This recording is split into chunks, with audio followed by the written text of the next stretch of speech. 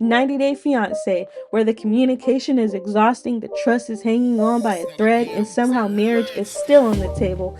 I'm recapping the nonsense, the drama, and the delusion. You're watching Kinda Unhinged.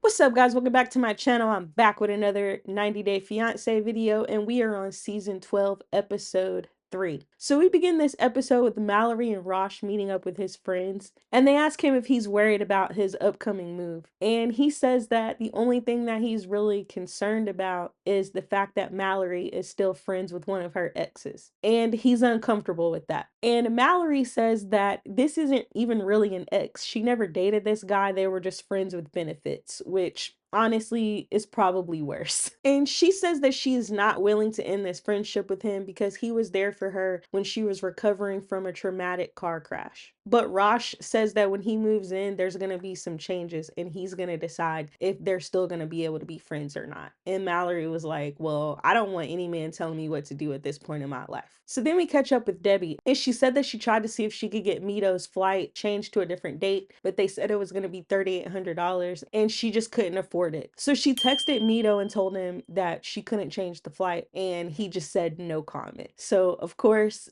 now she's nervous and she doesn't know if he's gonna get on the flight or not. So she goes to the airport and she is so nervous and so anxious waiting for him that she actually gets sick. Then we see that it's been an hour and a half past the time that his flight should have landed, and it's not looking good for Debbie. And just when I was thinking like, okay, this guy isn't gonna show up, she sees him at the top of the escalator, and he said that he was just playing a little trick on her. And the first thing he tells producers is that he's ready to become a famous actor. He can't wait to start his career and he's ready to live out his dream.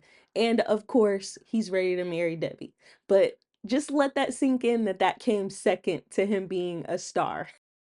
So then we meet a new character. Her name is Paola, and she likes to collect miniatures. Not only does she like to collect these miniatures, but she uses them to manifest things in her life, from her couch that she has to even her fiance, because she said that she's always wanted to marry an American man. So her and Thomas met when she was on vacation in California, and they hit it off. They were long distance friends for a couple of years, and then Thomas worked up the courage to fly out to Brazil and ask Paula if she would be his girlfriend. And she was like, well, I have a boyfriend. But eventually she broke up with her boyfriend, and her and Thomas started dating, and then 2 years after that they got engaged. But Thomas is a little bit worried about their differences. Like, for example, she's a vegan and he's not, and he's a minimalist and she's not. And everything was cool with him being a minimalist until he showed us this little bitty tiny table, and he sits down at this table and he's like, this is my dining room table. And I was like, you know what, Thomas, you just took it too far,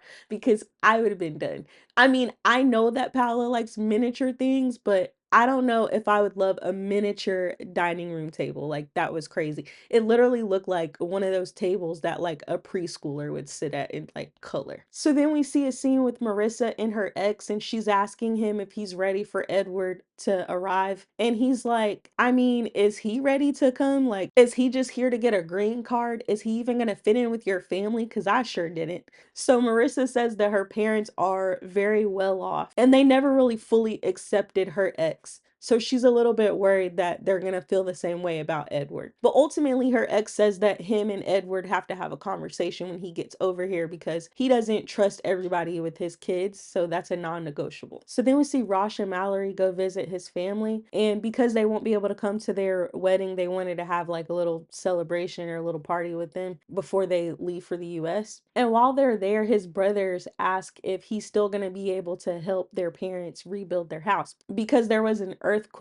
that destroyed his parents' house. And now his parents are living in a tent, and it's up to the kids to pay for their house to be rebuilt. And he's like, well, you know, when I move to the US, I'm not going to be able to work for a while. So I'm going to have to talk to Mallory about it and see if she's willing to help our parents out. Then we catch up with Katie and Josh, and Katie is hungover after Josh's welcome home party the night before. And of course, Josh is really concerned about her behavior at the party. Then we get a scene with Annabelle and Shay, and Annabelle loves Shay. She dresses this man from head to toe. She puts his shoes on and everything. But Shay is really starting to get nervous about Annabelle meeting his daughter because of how much of a daddy's girl she is and how she doesn't want to share him. So when they get to his house, as soon as they open the door, you just see kids and dogs running around, and his place is a mess. And we saw him clean that place before he left, and he got up all of the dog hair that was on the couch, but all of that went out of the window. There were toys everywhere, and like I said, there were kids and dogs running everywhere. And Annabelle was just like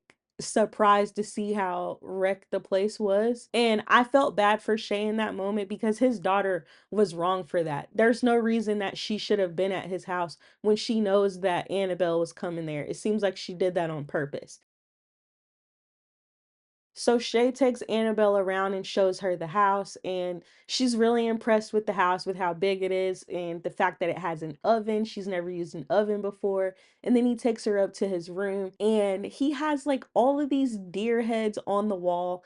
And that was a lot for me. One would have sufficed. You don't need like 5 or 6 deer heads on your wall. Like, he would have to take that down if it were me. But anyway, he shows her that he bought her some jewelry. He bought her some earrings, a necklace, a watch, and they pan the camera over to his daughter, and you can see that she's so jealous. She's like, "You never bought me jewelry before." And he's like, "Well, I've bought you plenty, like chill out." So she's like, "Well, me and the kids are gonna go home. Can I have some money?" And he's like, "Yeah." And he gives her some money, and she leaves. Now, I was annoyed, not that he gave her the money. I was annoyed that she just left and left his place a wreck. Like, you're not gonna have your kids clean up their toys. That was annoying. But anyway, she left, and Annabelle was like, "Why did you give her money?" And he's like, "Well, maybe she didn't have cash." And she was like, "She lives next door, right? Does she pay rent?" And he was like, "No, she doesn't pay rent." And she's like, "Why doesn't she pay rent?" And he's like, "Well, she's a single mom. I'm trying to help her out." And Annabelle says, "Well, the kids are supposed to be the ones that take care of the parents, not the other way around." And in her confessional, Annabelle says that she's a spoiled brat, and her and Shay's relationship is entirely too close, and she's nothing but trouble. So then we catch back up with Thomas, and we see him preparing a meal to take to Paola at the airport because he knows, she's a vegan and she'll be hungry when she gets off the flight. So when she does get to the airport, he gives it to her and she loves it. So we end the night off with Rasha and Mallory on their way to the airport. And Rosh asked Mallory like what she would do if his parents called and asked him for money. And she was like, "We would have to talk about it first because like I have bills to pay. I don't make a lot of money. I don't have a lot of money left over." And he's like, "Well, so you don't want to help my family?" And she's like, "Of course I want to help your family, but I don't have a lot of money. Like, why are you just telling me this just now?" And that was pretty much it for this episode. Thank you guys so much for watching. If you want more 90 Day Fiance content, then go ahead and subscribe, and I will see you in the next one.